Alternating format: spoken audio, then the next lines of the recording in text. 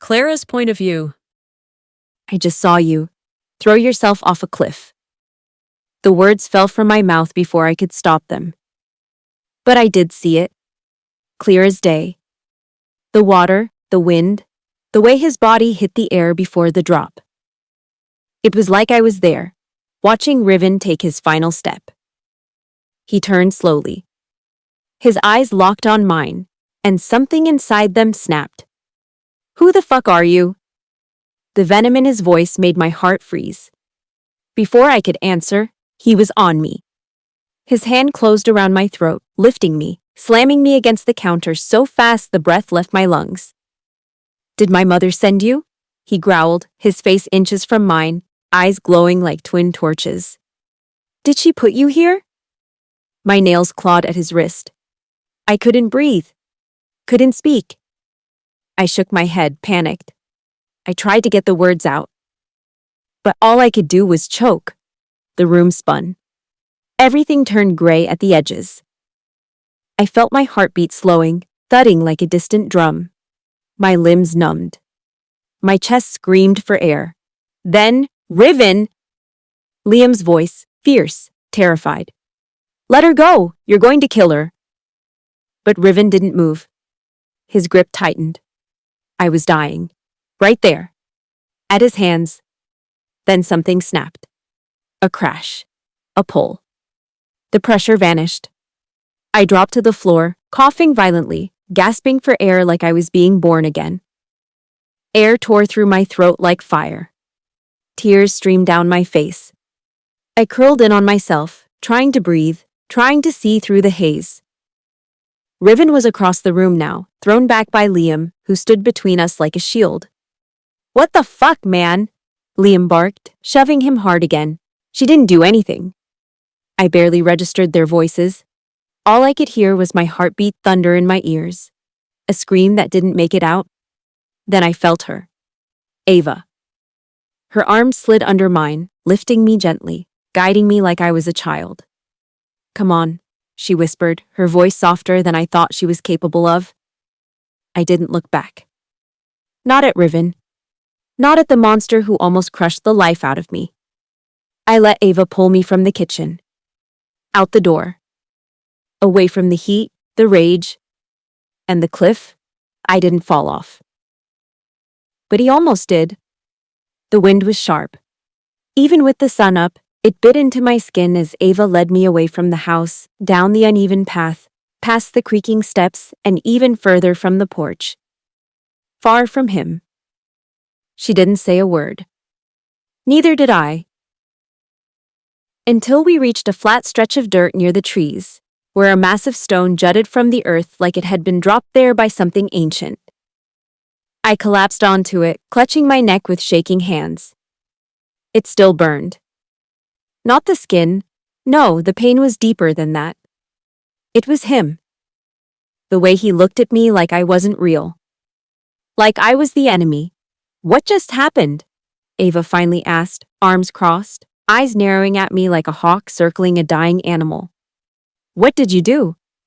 I looked up at her, blinking through the tears. Her face was unreadable, her voice colder than the wind. My voice, I croaked, swallowing hard. My throat stung like fire. I didn't do anything. I saw something. I saw him jumping off a cliff. And what he did?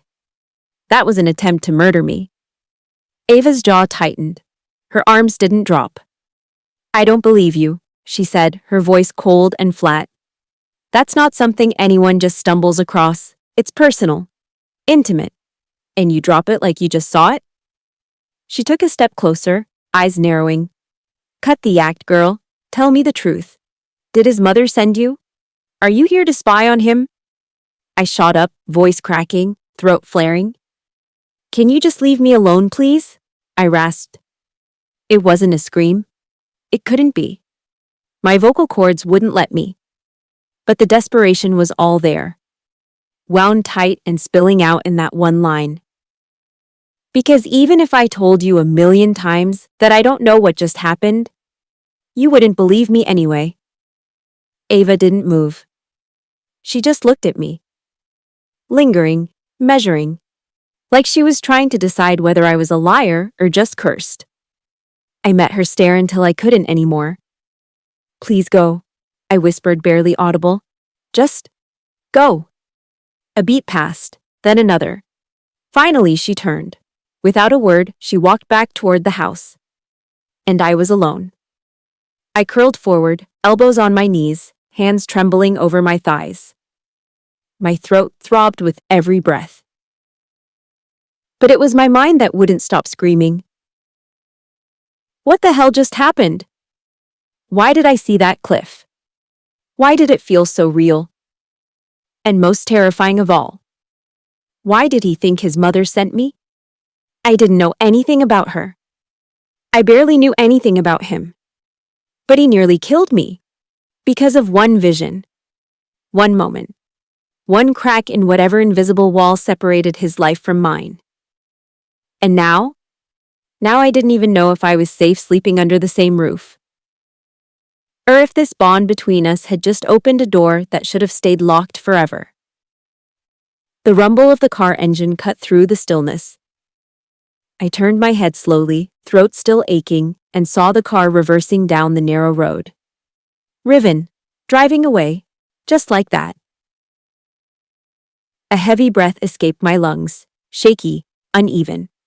It rattled through my chest like I was finally realizing I was still alive. And then came the footsteps. Liam. He walked over, hands in his pants pockets, watching me like he wasn't sure if I was going to pass out or punch someone. "You almost lost your life," he said quietly, like it was just another observation. I blinked at him, lips parting in disbelief. "Are you trying to throw that in my face?" "Yes," he said without missing a beat. "Because what you just said, that thing about the cliff, that's very sensitive for him, Clara." I pushed myself up straighter, ignoring the ache in my spine. If I knew it was sensitive enough for him to strangle someone over, trust me, I wouldn't have said it. Liam's expression stayed neutral, but his voice carried a weight that pressed against me. "Don't try to bite me, girl. I'm just surprised you know something that's sacred." "I'll say it again for the last damn time," I said, voice hoarse but steady. "I didn't know anything. I wasn't sent here by his mother. I don't even know what the woman looks like." I crossed my arms, heart racing now, more from frustration than fear. I just saw him flying off a cliff like a vision or something. And it scared the hell out of me. I don't know why I saw it, it just happened. Liam stared at me. Long, quiet. Then, finally, he said, "I believe you?" I blinked. "What?" He gave a small shrug, almost smug. "I believe you." I narrowed my eyes. "Okay, why? What are you up to, saying you believe me all of a sudden?" Liam smirked, not denying a damn thing. "Because I do. And because I don't want you backing away from this. Remember, I paid you. That means you're working for me." I laughed, short, bitter. "Are you serious right now? After what just happened, you still want me to stay close to him?" My voice cracked again, but I pushed through it. "What happens next time, Liam? If I see something else I shouldn't, and you're not there to rip him off my throat? I'll just die, right? Because I needed the money so badly that I signed up for my own funeral?" Liam stepped closer. His golden eyes didn't waver.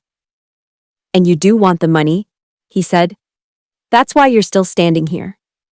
I opened my mouth, but nothing came out. He wasn't wrong. "And he won't kill you," Liam added, softer now. "He won't. You scared him back there. You touched something buried, something he's been trying to forget." He took a breath, then stepped back. "Every job has its good days and bad ones, Clara. You just had your worst. We all count on you now." With that, he turned and walked away, leaving me there, clutching my arms against the cold. The wind picked up again. And for the first time since arriving, I felt truly, terrifyingly alone. I stood there for a long moment after Liam disappeared inside. The wind kissed the side of my face, lifting strands of hair like it was asking me to leave while I still could. But I didn't. I couldn't. The money was already in my account. That alone should have been reason enough to stay. But it wasn't just that anymore. He'd hurt me. Nearly killed me. And yet, what scared me most wasn't the bruises forming on my throat. It was the way he looked just before he snapped. Like I'd pulled a piece of his soul out and shown it to him, and he didn't even recognize it. No. I wasn't going to run. Not from this house. Not from Riven. Not from whatever the hell was happening to me.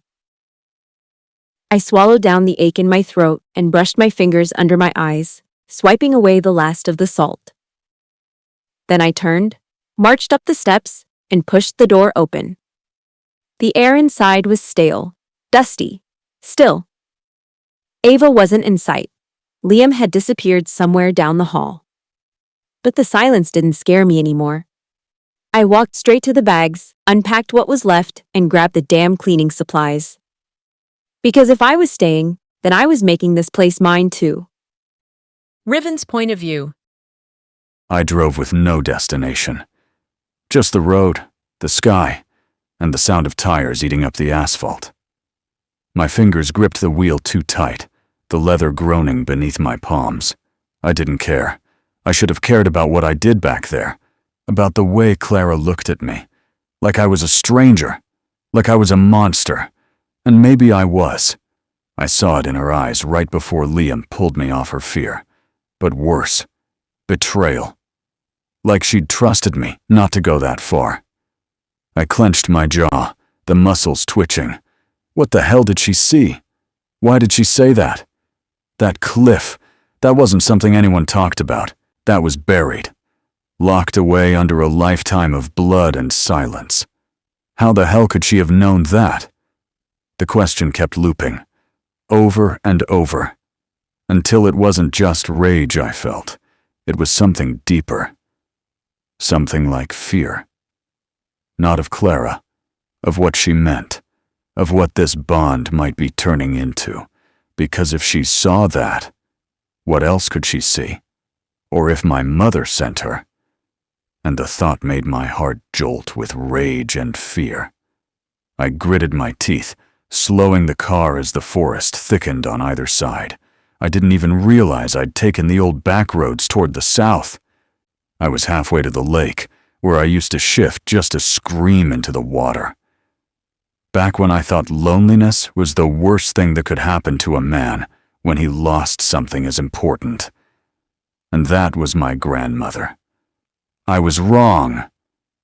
Now? Now I knew worse.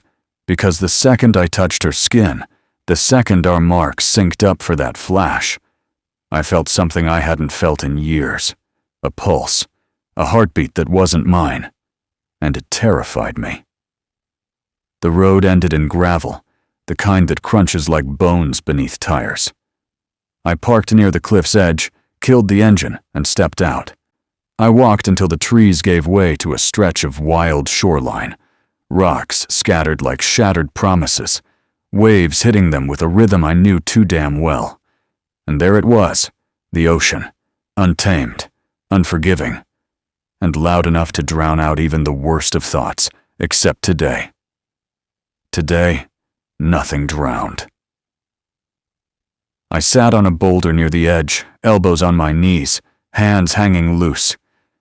The wind pulled at my shirt, ruffled my hair, and tried to carry away the weight. It failed. Every crash of the tide sent another jolt of memory tearing through me, things I buried, things I refused to think about. Because water wasn't just water for me. It was what I lost, what I almost became, what I still feared I was. And yet, her voice haunted me more. I saw you flying down the cliff. I believe her. My wolf's voice rolled through me like thunder after lightning. She was scared, gutted. I saw it in her eyes. That wasn't a lie. I said nothing. I couldn't. Because deep down, I knew my wolf was right. She hadn't been playing games. She hadn't come to tear my mind apart or use some ancient wound to get inside. She saw something, and it rattled her. But instead of running, she stayed. and two wrapped my fucking hands around her throat. My stomach turned. The guilt came slow at first, then all at once, like a tide, rising past my chest, my neck, my mouth, until I couldn't breathe. I rubbed my face, gritting my teeth. She could have died, because of me. Because of a memory I've never even said out loud. My wolf growled softly inside me, not at her, at me. You keep saying you don't want a mate, but maybe what you really don't want is someone who sees the truth. I closed my eyes. Yeah. Maybe that was it. Maybe that's why I wanted to run the second I smelled her. Because if anyone could tear down what I built to protect myself, it was her.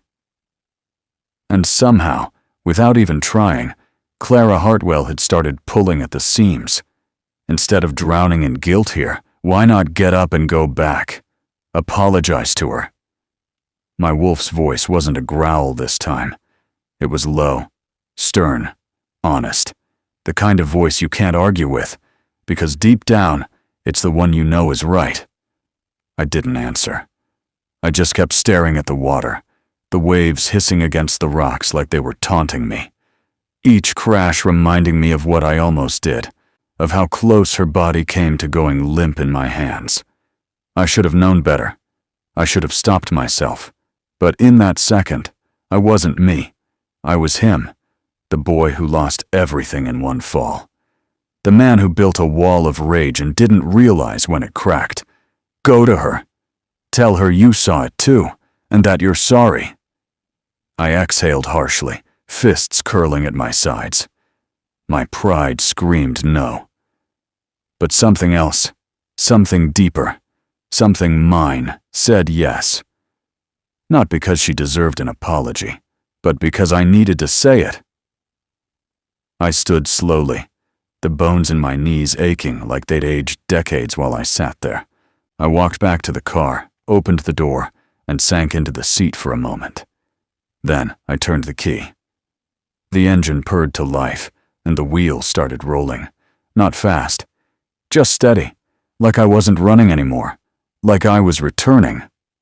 The house came into view, just as the sky broke into soft streaks of blue and ash. It wasn't much from the outside, a structure weathered by years and seasons and stories never told. But right now, it looked like the only thing keeping us all from falling apart. I pulled into the gravel. The tires crunched low. As I killed the engine, the front door opened, and Liam stepped out with a trash bag slung over one shoulder. He was in his t-shirt now, his hair tousled like he'd been elbow deep in dust and regret. He looked at me. I looked at him. The silence between us said plenty, but not enough. "Feeling better now?" he asked, voice even. I got out of the car, slammed the door shut without a word, then turned to him. "Where is she?" My voice wasn't as strong as I meant it to be. Liam didn't pretend not to understand. "Inside," he said. "Cleaning." I raised a brow. "Yeah," he continued, smirking just a little. "Looks like her spirit's back. She's got us all joining in like it's some kind of family bonding exercise." I didn't smile. Couldn't. Liam wiped his hand on his pants and took a step closer. "Look, man. What happened earlier surprised the hell out of all of us. But whatever made her see what she saw, it wasn't planned. She didn't come here to spy, or to twist a knife. She was as stunned as we were." He paused, and I believe her. I didn't answer, just reached out and gave his shoulder a light pat, our version of a noted, and brushed past him. "Hey," Liam added behind me, "if you're going in there thinking you'll fix it all with words, don't. Not yet. Just help. That's all." I didn't turn around. I just opened the door and walked inside. Dust hung in the air like the place had exhaled its sadness after all these years. And there she was. Clara. On her knees with the vacuum cleaner, her hand moving methodically over the old rug, like it was the most important thing in the damn world. Focused, silent, not even glancing my way. Across from her, Ava wiped down a shelf, her motions sharp, her face blank. She didn't look up either. But Clara, she didn't even flinch when I stepped in. And that fucking hurt worse than anything. Because before, she looked at me like I mattered. But now it was like I didn't exist. And damn it, that was my fault. I stood there, frozen, watching her.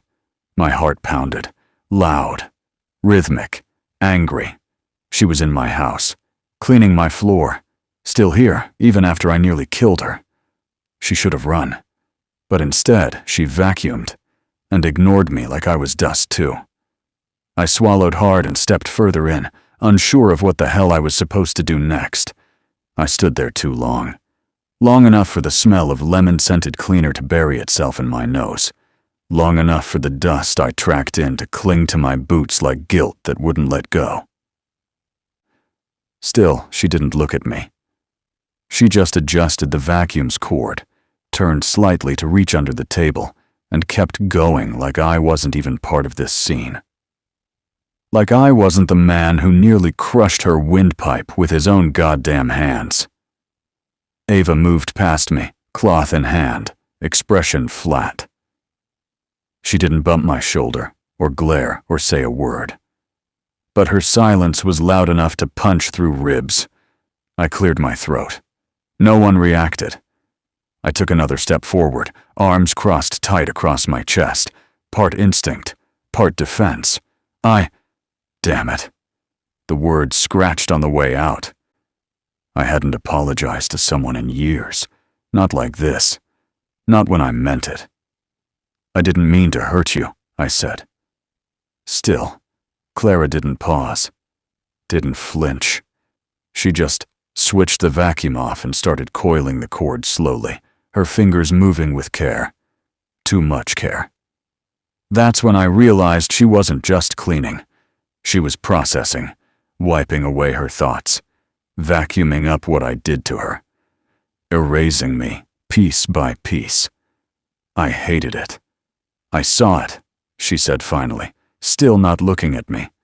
Her voice was calm, but strained. I saw you fall, and then I almost did too.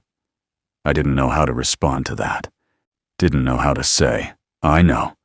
I felt it too. I saw it all in your eyes. Instead, I took a small step forward. I don't know why you saw that, I said, but I shouldn't have grabbed you like that. I lost control. Now she looked at me, and fuck, it nearly dropped me to my knees. Her eyes were red from scrubbing or crying, I didn't know which, and her neck was still red where my hands had been. She stared like she didn't recognize me anymore. Or maybe she did, and that was the problem. Is that how you always handle things you don't understand? She asked, voice razor sharp. I flinched. No, I said, only when I'm afraid of them. Her brows knit slightly, like she hadn't expected that answer. But she didn't press it. Instead, she let out a breath and looked away again. I'm here because I want to be, she muttered. You don't have to like it. You don't have to talk to me.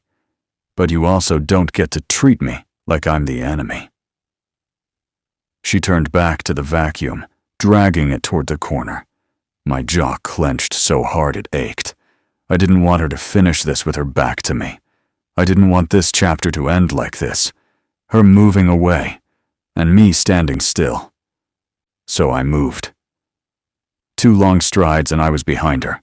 Not close enough to scare her. Just close enough to say something without the whole house hearing. You're not the enemy, I said low. I am. She grabbed the vacuum again, dragging it across the room like it was her sword and shield. But I saw through it. She wasn't cleaning anymore. She was hiding. From me. From what I did. From what I made her feel. And fuck me, I hated it. I stepped forward, crouched low, and flicked the power switch off. The vacuum hummed down into silence. She whipped around so fast her braid slapped her shoulder. Her eyes were fire, fury, pain, and beneath it, hurt she couldn't mask. "Stop bothering me," she snapped. "Just let me—" But she didn't finish, because I was already there. I didn't think. I didn't ask. Didn't deserve it, maybe. But I did it anyway. I grabbed her wrist, yanked her forward, and kissed her. Hard. Like an apology. Like punishment. Like a goddamn storm that had been waiting to break. She gasped against my mouth, fists pressed to my chest, frozen for a second. Then she kissed me back. Desperate. Furious. Real. And just like that, every wall I'd spent years building crumbled. Her lips tasted like defiance. Like juice and dust and something I hadn't earned. She tried to pull back, hands against my chest, body stiff with resistance. But I wasn't done. Not even close. "Don't," I breathed against her lips. "Not yet." Her fingers twitched. Her breath caught. "Riven." The way she said my name, half warning, half plea, made every nerve in my body stand to attention. "I messed up," I said. "I know that. But this—" I slid my hand behind her neck, letting my thumb brush just under her jawline. "This is real." Her brows drew together like she didn't want to believe me, like she couldn't. "Why are you doing this?" she whispered. "Because," I said, brushing my lips against hers again. "You make me want things I shouldn't." She shook her head. Barely. Like even that small movement would unravel her. "You don't even like me," she said, voice cracking. "You're either cold or cruel or choking me. And now you're kissing me?" I exhaled sharply and leaned my forehead against hers. "I don't like you," I growled. "I can't." Her breath hitched. "But I want you, Clara," I said darkly. "More than I've wanted anything in years, and that scares the living hell out of me." For a moment, she just stared at me, eyes wide, lips parted, breathing ragged. Then, "I can't do this with someone who keeps shutting me out," she said quietly. "I know," I said, "but I'm trying." She looked away, jaw clenched tight, and I knew if I pushed her now, I'd lose her. So instead, I loosened my grip, but I didn't let go. "Just let this moment be what it is," I said. "No lies, no past, just you, me, here." She didn't nod. She didn't speak. But she didn't pull away either. Her forehead leaned into mine, and we stayed like that, breathing the same breath, heartbeats hammering, something raw and fragile threading itself between us. And I knew. This wasn't just heat. It was the beginning of something dangerous. Something I might not survive. Liam's voice broke the silence like a damn sledgehammer. "So, should we give you two privacy or finish cleaning up?" Clara tore away from me like the floor had just opened up. Her eyes narrowed at Liam, a sharp glare that could slice through concrete. He blinked, clearly confused, raising his hands like I didn't see nothing. "What should I do?" he asked carefully. Clara stepped back, cleared her throat, and pointed toward the shelves lining the back wall. "You and Liam will wipe down the high ends. Ava and I will handle the rest." Her voice was crisp, controlled, and just like that, the moment was gone. I nodded silently and followed Liam to the supply bucket. We both grabbed damp cloths, working on opposite ends of the room until the air between us felt less like broken glass. Eventually, we ended up shoulder to shoulder, both perched on chairs to reach the top cabinets. Clara was upstairs now, vacuum whining faintly through the ceiling. Liam leaned toward me slightly, not bothering to look up. "So, you and her, you good now?" I kept wiping, slow, focused. "I think so," I muttered. "You think?" he echoed. That didn't look like thinking. I didn't respond. Not yet. He exhaled through his nose. "What happens now, Riven?" I stilled. "This might be it," he went on. "The last place we hide. If your mother finds us again, I don't think Ava can take another relocation. She'll never say it, I murmured, but I know. She's doing it for me, Liam said quietly, not even for you anymore. She gave up that loyalty the night we left Oregon. I clenched the cloth in my hand until it dripped water onto the floor. I know, Liam. And look, if you two want to go back to Ohio and face this head on, I won't stop you. I looked at him then. Really looked. He wasn't giving me an ultimatum. He was begging me to stop running. It's either you go back, he said softly, or you keep running. But the truth is, he stepped down from the chair, threw the cloth into the bucket with a wet slap, and looked me dead in the eye. The Blood Moon Pack will never stop hunting you down, not while you're alive. His words hit like a punch to the ribs, and they lingered, not while you're alive. Just as Liam's words settled between us like the final nail in a coffin, I felt her scent. Sweet, warm, like goddamn cinnamon and danger. Liam turned with me, both of us freezing mid-step as Clara appeared at the base of the stairs. She stood there, quiet as shadow, watching us. Her expression unreadable, her lips parted like she was holding something back. My chest tightened. Had she heard everything? She stepped into the kitchen with slow, deliberate steps. Her gaze flicked between us, but she didn't ask a thing. I didn't hear anything, she said plainly, which was the first damn sign she probably did. She reached for a towel hanging on the counter, held it up like it was the only reason she was here. Came for this, she added, before turning on her heel and walking out. Neither of us moved, not even when the sound of her footsteps faded up the stairs again. Liam let out a low breath beside me, rubbing the back of his neck. Well, he muttered, either she's a ninja, or we just got caught spilling top-tier shit. I looked at the doorway she vanished into, and said nothing. Liam stepped off the chair again and leaned against the counter. How the hell did she get down here without us noticing? He asked. I crossed my arms. Better question, how much did she hear? Liam raised an eyebrow. You asking me? You're the one with the nose that can tell what mood a squirrel's in. I huffed and picked up the wet cloth again. We'll find out later, I muttered. Right now, let's get this shit done. I dragged the cloth across the top cabinets with a grunt. Housework is weighing on me. Never thought in a million years a woman would be the reason I'm doing this crap. Liam barked out a laugh. That's what happens when a goddess marks her territory, brother. You're scrubbing baseboards now. I shot him a side eye. He grinned wider. Might want to get used to it. I muttered something under my breath, but deep down, I wasn't even mad about it. Clara Hartwell, the human I didn't want, the mark I didn't plan, the vision I didn't understand, was becoming something I couldn't walk away from. The house smelled like lemon soap and chicken. A damn miracle considering what it looked like just this morning.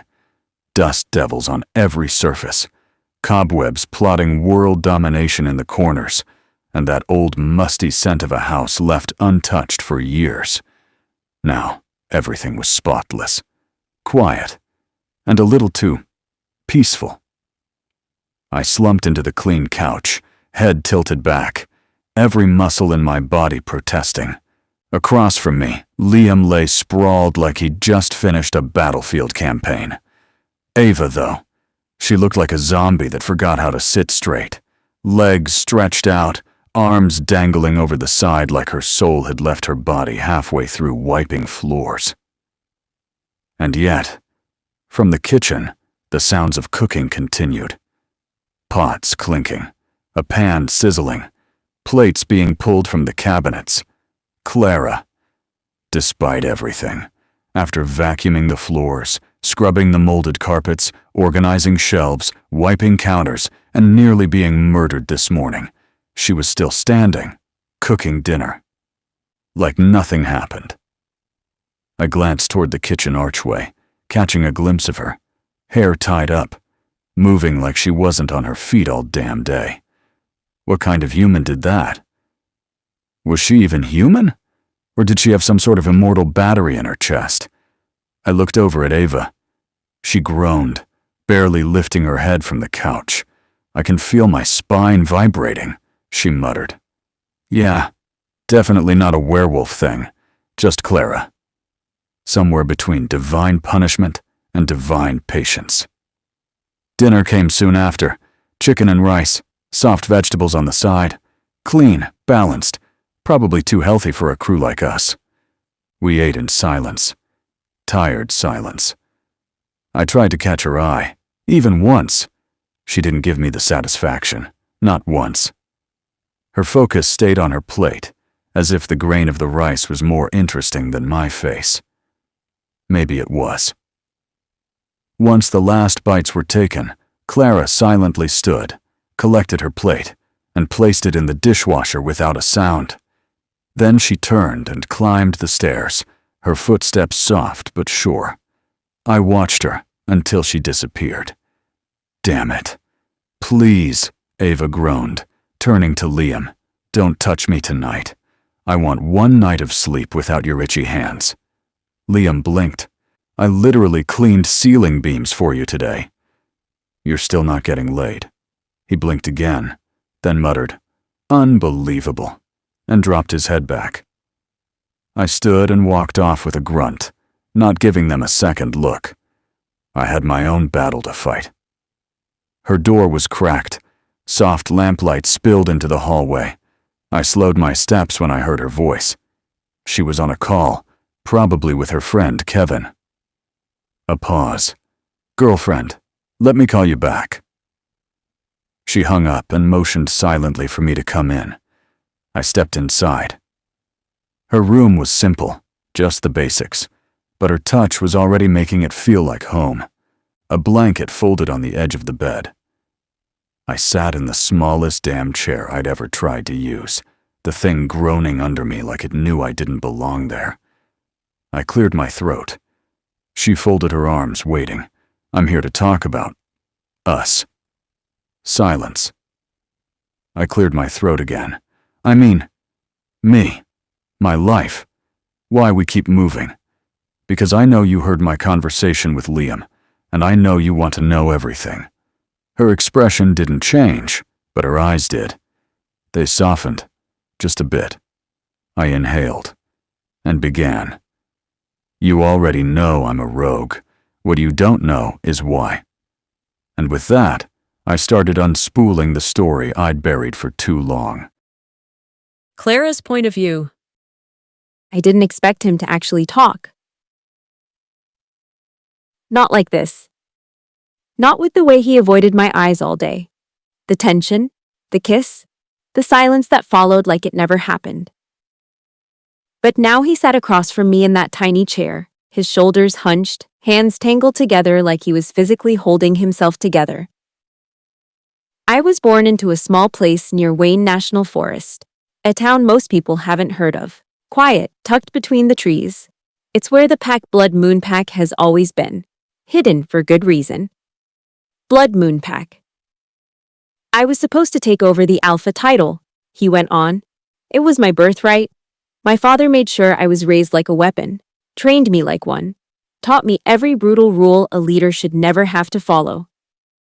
He paused, jaw tight. Then he died.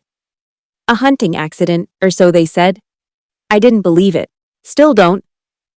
I didn't breathe. I couldn't. Riven stared at the floor, not really seeing it. My mother took over temporarily. They called her the Luna Regent. Respected her. Trusted her.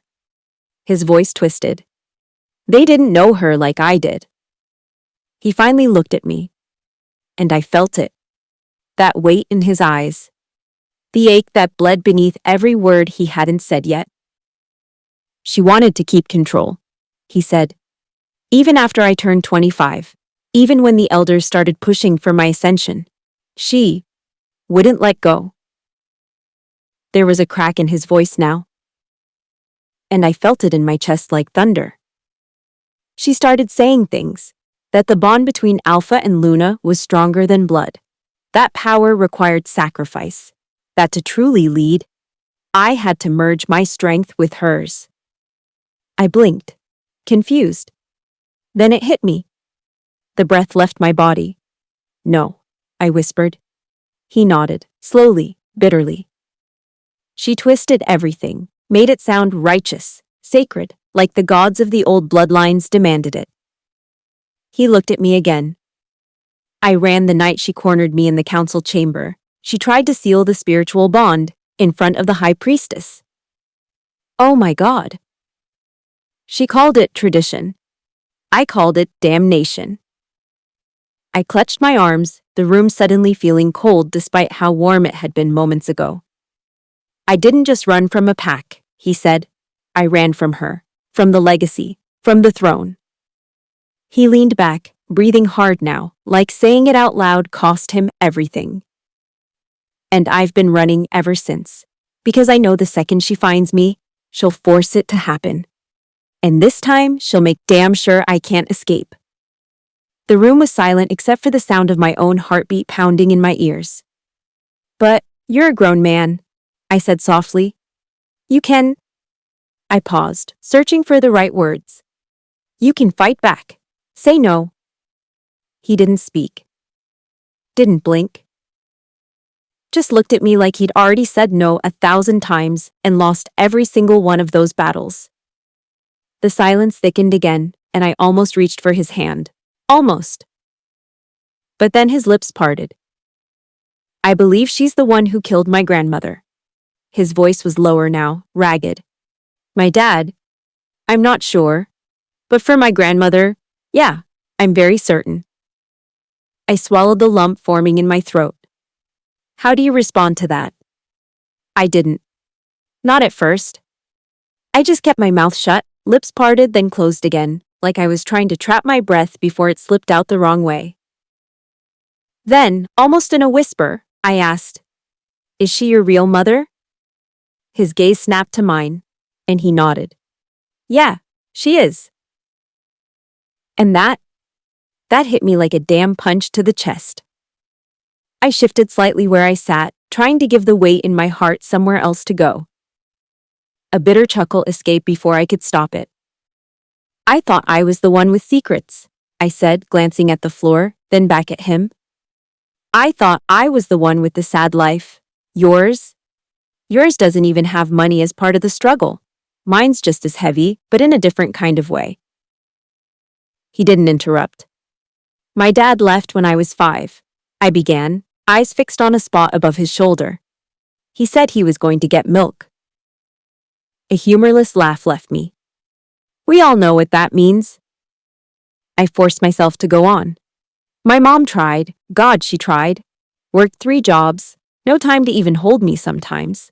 Then she got sick. And I watched her waste away for 2 years. Hospitals, bills. I dropped out of school to take care of her. We lost the house, moved to a shelter. Then she died. I felt my throat close up. I was 17. I paused to gather my voice again, which trembled like my fingers had started to. After that, it was just me. No family, no direction, just surviving.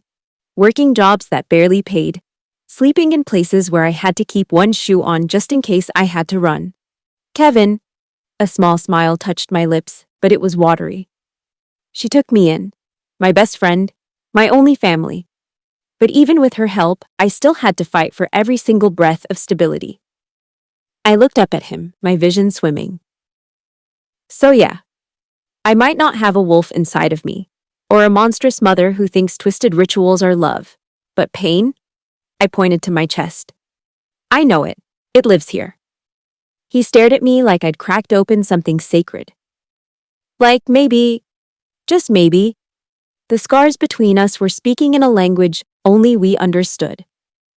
I let out a breath I hadn't even realized I was holding. And just when I thought my messy, miserable life couldn't get any more twisted, I went on, voice hoarse from the weight behind it. After scrubbing through shit shifts, being underpaid and yelled at by some asshole boss with a god complex, I laughed again, bitter and sharp this time. I stumbled into a supernatural world I didn't even believe was real. Freaking wolves, packs, mates. I shook my head. I would have laughed in someone's face, or better, punched them, if they told me werewolves were real. Like, what the actual hell? I looked at him. Really looked. Right in those intense, haunted eyes. And then, I added, voice low, I got bitten by one. The silence between us tightened like a noose, but I didn't stop. I got dragged into this secret, violent, insane world I never asked for. Tethered to it. Tethered to you. He didn't flinch, but his jaw flexed. And then you, I pointed slightly toward him, started acting like I was some inconvenient one-night stand. Like I was a mistake. Like you didn't want anything to do with me. Just pushed me away, pulled me back, glared at me like I was the one who marked you.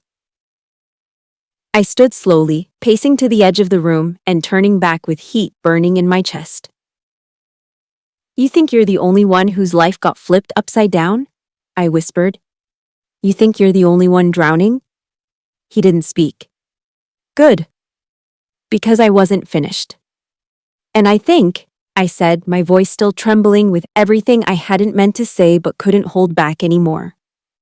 Since you want me to know everything, there's something I want to know too. He blinked slowly, and I didn't flinch. Why did you leave me in that hotel room? Untouched. His eyes narrowed, but not in anger. Something else flickered behind them. You acted like it was just a one-night thing, and I might have believed that if you hadn't marked me. My throat tightened again, but I didn't back down. I just want the truth, Riven. Why? He exhaled slowly, almost like it physically hurt to do so. His stare was steady, but there was a shift in his shoulders, like my question had landed somewhere deep. When I bit you, he finally said, voice low and rough. I didn't mean to. It wasn't planned. I was drunk, angry, messed up. I didn't even realize it had happened until it was over. I stood still, my breath shallow. I panicked, he continued, each word like glass on his tongue. Because if I slept with you, if I sealed the bond, you'd be mine. I furrowed my brows. And that's a bad thing? He looked away. I knew what that meant, he muttered. You'd be tethered to me forever. You'd feel what I feel. Hurt when I hurt. And trust me, being mine, that's a danger no one should have to bear. I waited for more. I waited for him to look me in the eye and finish that truth. But he didn't. Instead, his jaw clenched. His hands balled into fists. His entire body stiffened like the weight of something invisible had just collapsed on his chest. And then, his face changed. Like something inside him cracked wide open, but he still wouldn't let it pour out. His eyes went distant, somewhere far away, somewhere dark. Riven, I whispered, my chest twisting. He didn't hear me. I moved, fast, dropping to my knees in front of him before I could second-guess it. I reached up, pressing my palms gently on both sides of his face, grounding him, searching for the man buried beneath all that pain. Hey, I whispered again, softer this time. Are you all right? He looked at me then. Really looked at me. And for a split second, I saw it. The boy behind the beast. The pain, the fear, the shame. Then he blinked it all away. You worked hard today, he said quietly, already standing. Get some rest. And before I could speak, before I could even breathe in the answer I was hoping for, he turned and walked out, leaving me still kneeling there. Heart full. Eyes wide. Soul aching. The door clicked shut. The silence that followed was thick and absolute. Like the room itself was holding its breath.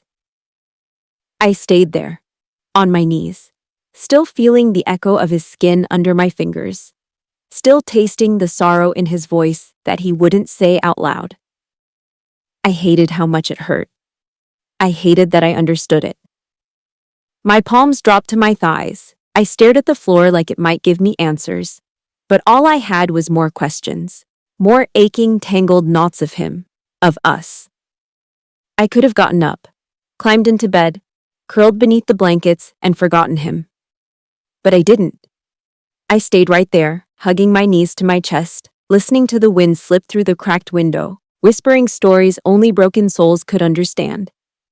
And then, I whispered back, "I'm not afraid of your ghosts, Riven." But I wasn't sure he'd ever let me chase them away.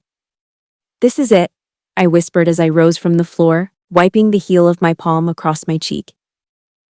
"This is the only chance I've got to make him let me chase those ghosts away. And if I didn't take it now, I might never break through the steel cage he'd wrapped around his soul." I headed down the hall, past my own door, past the echo of whispered truths and shattered silences, and stopped in front of his. I didn't knock. I turned the knob and pushed the door open, letting it swing wide. But he wasn't there. The room was dim, shadows stretching over the floor like they were clinging to the edges of his scent, his heat. I could smell him, warm cedar, worn leather, rain-soaked forest, and my body reacted before my mind could catch up. I turned to go, to wait, to breathe before I did something reckless. And then I heard it. The soft hiss of the shower. My stomach dropped. My heart did a backflip in my chest. I closed the door quietly behind me, hand still on the knob, every instinct screaming to walk away. But something stronger whispered, "Stay. You're here for a reason. For Liam's motives. Or maybe," I swallowed hard, "maybe because I was falling." And it wasn't slow anymore. It was a dive straight into fire. I turned back toward the bathroom door. My bare feet barely made a sound on the wooden floor. I reached for the doorknob, hand trembling as it hovered there. I hesitated. Heart pounding, breath shallow, questions slamming into my ribs. "What the hell are you doing? This is crazy. Turn back, he'll hate you." But the voice that mattered, the one buried deep inside me, said something else. "Come what may, I'm getting the job done. Or maybe, just maybe, you want it, you stupid woman." I squeezed my eyes shut and twisted the knob. The door creaked open slowly, the warm mist curling into the room like a lover's breath. My eyes were drawn to the steam-cloaked figure behind the foggy glass wall. Riven. Back turned. Water cascading down sculpted muscles, tanned skin glistening under the overhead light. His tattoo trailed down his spine like inked thunder, and the scar on his lower back caught the water like a kiss from the past. He turned, and our eyes locked.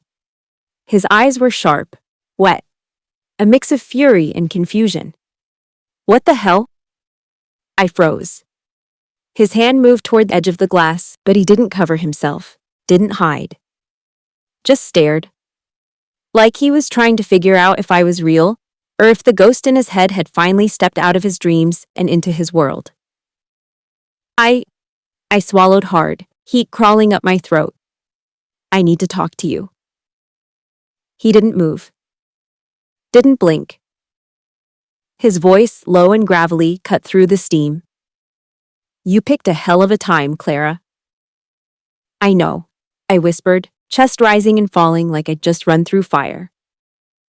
"But I'm here now." The silence between us was thick, electric, almost unbearable. I stepped forward, slow and deliberate, like every movement held the weight of a vow. Riven didn't look away, not even for a second.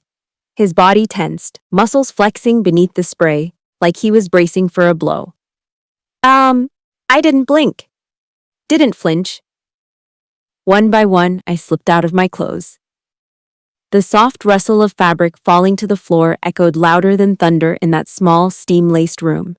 My shirt, my shorts, my bra. Until only one final barrier stood between me and him. he growled, raw, hoarse, almost broken. Don't do it. But I did. I held his gaze like it was a lifeline and pulled down the last piece of cloth between us. His jaw clenched, his hands curled into fists at his sides, his breath hitched, shallow, uneven, desperate. Clara. His voice cracked. Don't do something you'll regret. Don't. I stepped into the shower. The water wrapped around me like a lover's arms, but it was his nearness that stole the air from my lungs. Our skin didn't touch. But the space between us? It pulsed. I tiptoed on my knees and reached for his face, cupping his cheek, my fingers brushing over stubble. There is nothing I cannot handle in this world, Riven, I said, steady, unwavering. His hands hovered near my waist, trembling like they didn't trust themselves. I leaned in closer. Until our breaths collided in the inches that remained. So if doing this, I whispered, means bringing danger to my door, then let it come. Let it break, burn, rip through everything I know, because I will be more than ready. His eyes closed.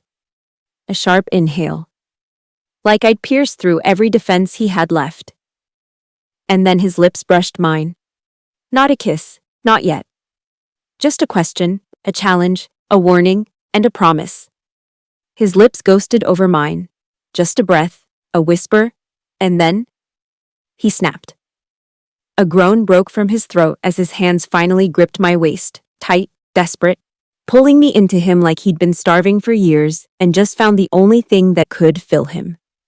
My skin collided with his, the heat of the water, nothing compared to the blaze erupting from where he touched me. His mouth claimed mine. No hesitation, no gentleness. It was hunger. It was fury. It was him, untamed, dominant, on the verge of losing everything he thought he could control. I moaned against his lips as he pinned me to the cold glass behind us. The contrast of heat and chill made my knees wobble, but he caught me, one hand sliding under my thigh, lifting it over his hip like he needed me closer. You drive me insane, he growled against my mouth, biting down on my lower lip before releasing it. You shouldn't be here. And fuck, I don't want you to leave. I tilted my head back, giving him my throat, gasping as his mouth trailed down, sucking, biting, claiming me with every inch.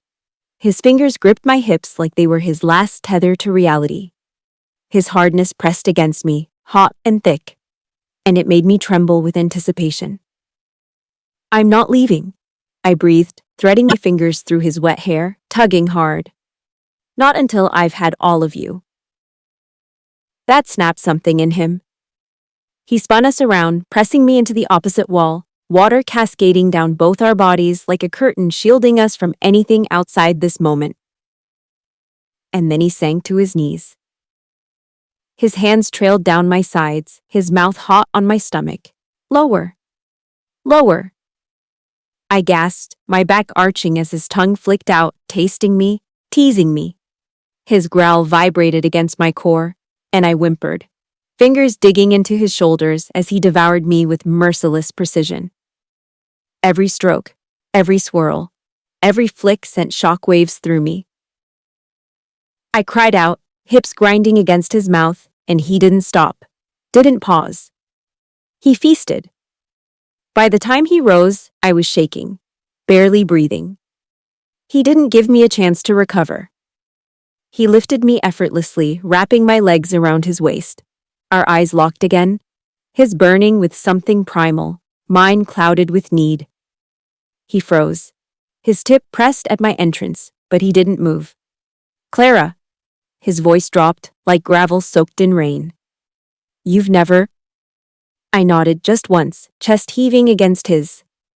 His jaw clenched, muscles coiled like springs ready to snap. You should have told me. I didn't want you to stop. I should stop. But you won't, I whispered, brushing my lips against his. Because I want this. I want you. His breath caught. And then he moved. Slow, controlled, careful, like he was holding back the very beast that lived inside him. The blunt head of him pressed against my entrance, warm and wide.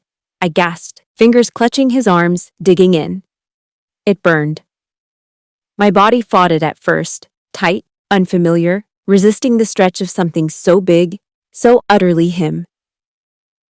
"Breathe for me," he whispered, forehead against mine, one hand cupping my face, the other anchoring me to him. "Let me in, baby." Tears pricked my eyes, but not from fear. From the sheer intensity of being opened, claimed. He eased in slowly, every inch igniting something sharp and deep in my belly. It hurt. God, it hurts. But beneath the pain, there was fire. And under that, there was truth. A sacred, irreversible truth that I was giving him something I couldn't give twice. That I chose him for this, despite the danger, despite the chaos. He stilled once he was fully inside me, every hard inch of him buried to the hilt. My breath came in ragged bursts as my body trembled against his. "I'm not going to break you," he said, voice rough, trembling. "But I'm going to make you feel everything." And then, with a tenderness I never thought he possessed, he began to move. The pain dulled. The fire rose. And I fell, completely, achingly, into him. His thrusts got rough, punishing. His grip like iron. And every time he moved, I felt everything. Him, me, the tension between us exploding like fire against steel. "You feel like heaven," he gritted out, forehead against mine. "You shouldn't, but you do." I couldn't answer. My world was shattering, rebuilt, and shattered again with every thrust. Water beat down on us, steam rising, fogging the glass, but all I could see was him. All I could feel was us. And then he kissed me, deep, filthy, hungry, while he made me fall apart in his arms. The first time ended with my cries swallowed into his mouth, his groan buried in my neck as we came undone together. But it wasn't over. Not even close. He carried me out of the shower, dripping wet, both of us trembling. But he didn't stop, didn't hesitate. He laid me on the bed, dark sheets soaking from our bodies, and stared down at me like I was something both sacred and forbidden. "You want more?" he asked, voice ragged, thick with desire. I nodded, breathless. "Then you're going to take all of it." The morning light kissed my bare shoulder, warm and golden through the half-drawn curtains. My eyes fluttered open slowly, lashes sticking from tears I didn't even remember crying. My body was curled around his arms slung heavy over my waist, legs tangled with mine, like even in sleep, he didn't want to let me go. I winced as I moved, a dull ache pulsing between my thighs, a reminder of everything we'd done, everything he'd taken, and everything I'd given. My body felt like a battlefield. Tender. Used. Worshipped. Carefully, I slipped from beneath his hold, biting down a soft hiss as my feet touched the floor. His shirt, big, black, and smelling like forest and fire, was crumpled near the bathroom door. I pulled it on, the fabric swallowing me whole, falling just to my thighs. His scent wrapped around me like a secret I didn't deserve to carry. I patted out quietly, heart pounding like I'd just stolen something sacred. Downstairs, the silence was heavy, but not empty. I moved through the kitchen, grabbed a glass, and turned on the tap. Cold water filled it, slow and steady, and I lifted it to my dry throat like salvation. Then, "Good morning," came a voice behind me. Smooth, calculated, drenched in smug satisfaction. I paused mid-sip. "I see you had a great time," Liam added, stepping out from the corner like he'd been there the whole damn time. His eyes raked over the oversized shirt I wore, and he smirked. "Good job." I swallowed the rest of the water and turned slowly, letting the glass clink softly against the counter. "Isn't that what you paid me for?" I said, voice cool and sharp. "To get close to him?" His smile widened, cold and unbothered. "You're right. That's why I'm happy you took such a hard step. A muscle jumped in my jaw, but I said nothing. Not yet. Then. What the fuck did you just say? Riven's voice exploded from behind us, raw and venom-laced, like a whip cracking across stone. Liam's smile faded instantly. But my heart dropped to the floor. I turned around. And there he was. Standing at the top of the stairs. Bare chest. Eyes wild. Fire in every breath. He'd heard everything. I saw the way you looked at me, like love was just a maybe. But I closed my eyes and let it be, pretended you could save me.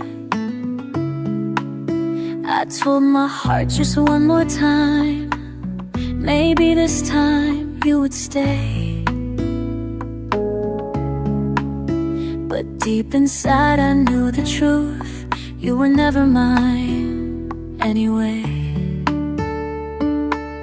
I felt the cold behind your smile, but I held on like a fool. You gave just enough to keep me close, but now give me you. I stayed up waiting for your words, used medical with your pride. I stayed up waiting for your words.